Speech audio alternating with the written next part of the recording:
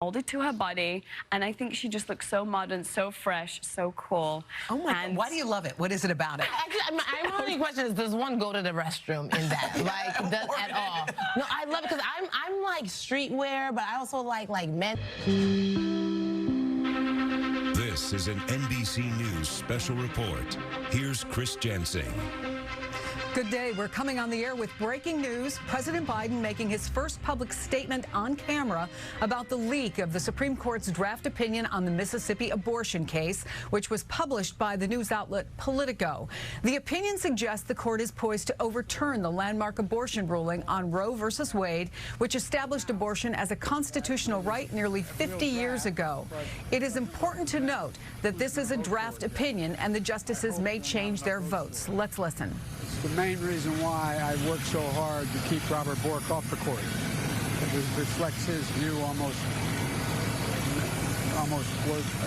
look, the idea that it concerns me a great deal that we're going to, after 50 years, decide a woman does not have a right to choose within the limits of the Supreme Court decision in Jansing, number one.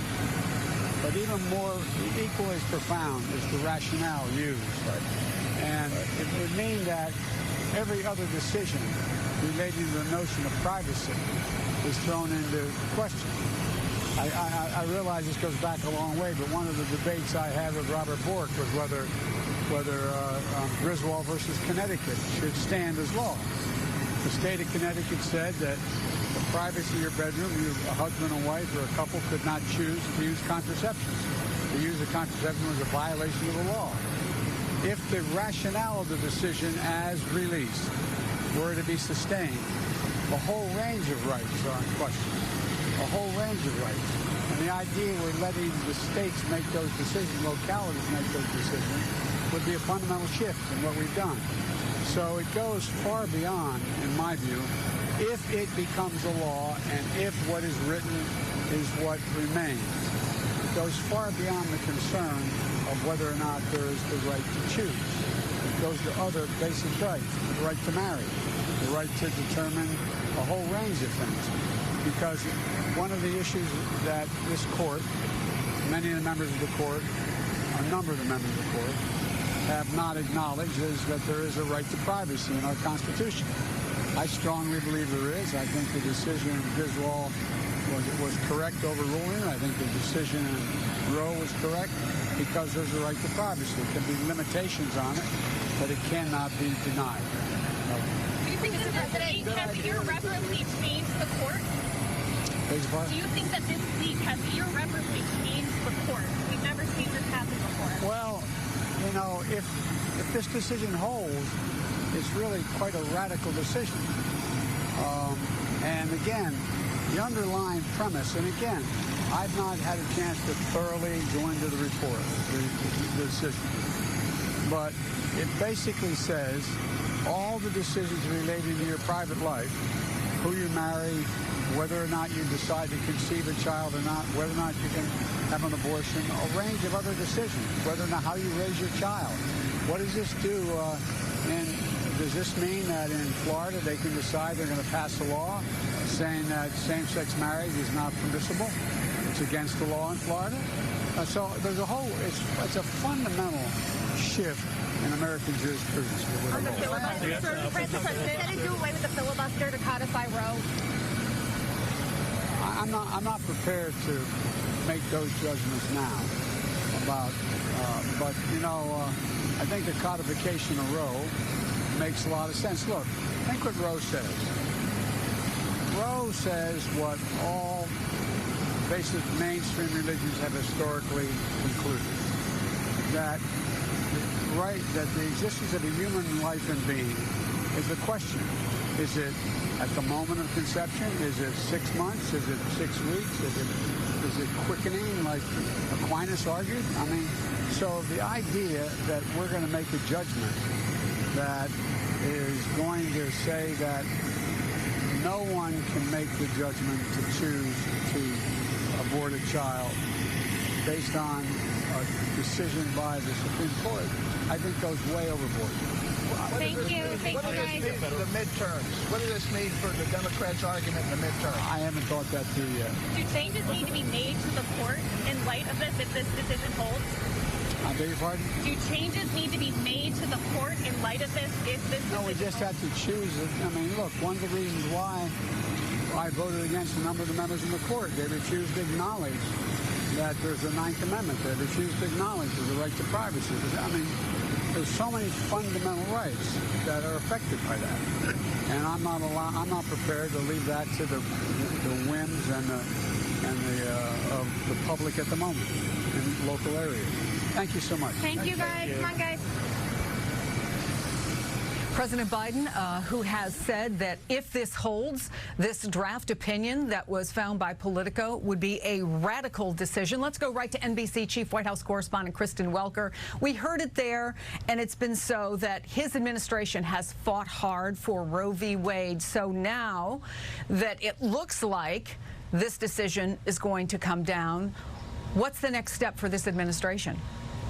Well, that's the big question, Chris. What you basically heard from President Biden there was his reaffirmation of his support for Roe v. Wade, his concerns about what this ruling, if it does in fact come to pass, could mean for other rulings that have protected people's right to privacy, their right to decide who they marry, whether or not they take birth control, for example. So what happens now? Well, this is what he said in a statement earlier today. At the federal level, we will need more pro-choice senators and a pro-choice majority in the House to adopt legislation that codifies Roe, which I will work to pass and sign into law. I think what you are going to see, Chris, is an intensifying effort to try to get that legislation through Congress. There has been a piece of legislation that passed the House that would codify Roe into law, but there aren't the votes in the Senate, and it's not clear, and it doesn't seem as though there will be unless the filibuster were to be overturned, and there aren't the votes to do that right now. So this really is going to become a major flashpoint, a political issue on the campaign trail with the midterms looming. And the big question, Chris, is with Democrats bracing for big losses, could they use this issue to really try to energize key voters? Could Republicans use this issue to try to build on the momentum that they have heading into the midterms? I think that's what we'll be watching for. What are the people saying about this, Chris? Well, according to the latest NBC News poll, 54% of Americans say abortion should remain legal. Chris. Let's bring in NBC Justice Correspondent Pete Williams. And Pete, I understand that the court just put out a statement. Yes, last night the court had no comment on this political story, but now the court says that the draft opinion that Politico published is authentic, although they say, you know, this still isn't, we're still not done here. But let me read the key part of this, which is what Chief Justice John Roberts says. He says, first of all, he has directed the court's marshal to launch an investigation. He says, to the extent that the betrayal of the confidences of the court, I'm reading that sort of middle paragraph right now, was intended to undermine the integrity of our operations, it won't succeed. The work of the court won't be affected in any way. And then he goes on to call this a singular and egregious breach of the trust that is an affront to the court of the community of public service who work here. So the court has taken this very unusual step in the midst, in the wake of this extremely unusual leak, to say it is the real thing and it's going to be investigated. And one of the questions that's been raised by this is, because it's out there now, and of course it's been confirmed that this is a real draft opinion, could it move up the timeline? When are we expecting to hear a decision here, and then what happens in the states? Right. So could it change the timeline? Maybe. I don't know. But I could argue that it could push it back, too. It could complicate the efforts to get this decision out there. Some are saying it should speed it up. Normally, we wouldn't expect to see the final decision from the court until late June, when the court term ends. The case was argued in December. This draft is dated February 10th, and it's just the beginning. And so what happens inside the court is the majority opinion is written. It's circulated to the minority. The dissenters write what they want to say. It goes back and forth, and there are a lot of changes that happen in that. Now, could it be that one of those changes is a justice changing their view and the court goes the other way? I suppose in theory, yes, although the odds of that, I think, are extremely remote. I think when the 9 justices came into the courtroom on December 1st to hear this case, they all knew exactly how they were going to vote. And one other thing I'd say about this, Chris, is this is an astonishing change for the court to have something like this, a fully written draft opinion leaked out. That has never happened. But nobody should be surprised by the conclusion. It was obvious on December 1st when this case was argued that there were 5 votes on the Supreme Court to overturn Roe v. Wade. So we should all be shocked that this has happened, but not by what it says. Pete, briefly, do we usually know how much a draft then gets revised and how often what seems like a vote that's there and ready to go actually changes? Every term, there are 3 or 4 cases where the votes change. Now, we know this because this is what court insiders have told us, but we don't see draft opinions. The only opinions we ever see are the final ones. And sometimes even in a justice's papers, you don't see this level of detail of the back and forth when their papers are finally turned over to the Library of Congress and made public. So we don't ever see this kind of detail. But yes, there have been cases where justices changed their minds, that the writing of the dissent and the majority opinion causes someone to have second thoughts and think, maybe I'm going to vote the other way. It just seems very unlikely that this would be such a case. Let's go to NBC Washington correspondent Yamiche Alcindor, who is outside the Jackson Women's Health Organization in Mississippi, which was at the center of this case.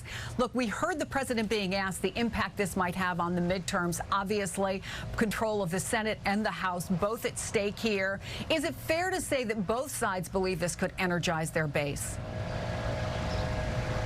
I think it is fair to say that, Chris, and I've been outside, as you noted, the Jackson Women's Health Organization all morning. Women here are still getting abortions. This is a fully operational clinic. Roe v. Wade is still the law of the land for now, but the ACLU of Mississippi points out that if this draft that has now been authenticated by the Supreme Court, when it becomes the opinion of the court, if Roe v. Wade is overturned, this abortion clinic would have to stop, and that would mean the women in the region and the women in this state would not be able to access abortion.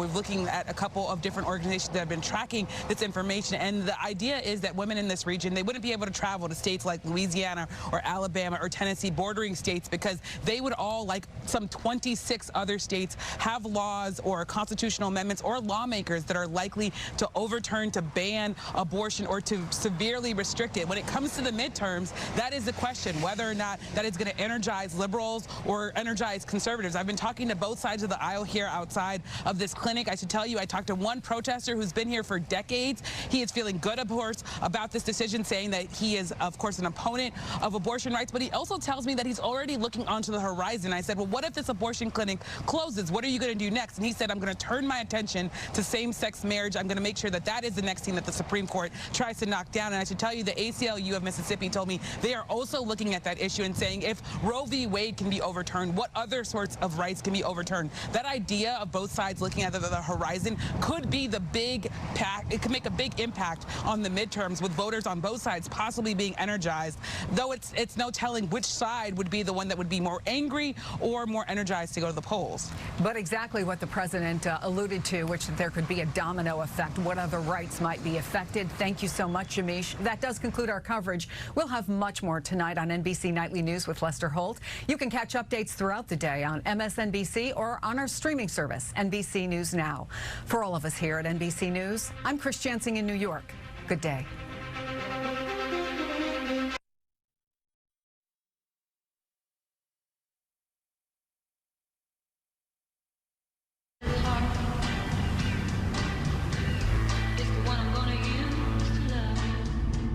Why is it your grocery order arrives the second you remember everything you forgot to order?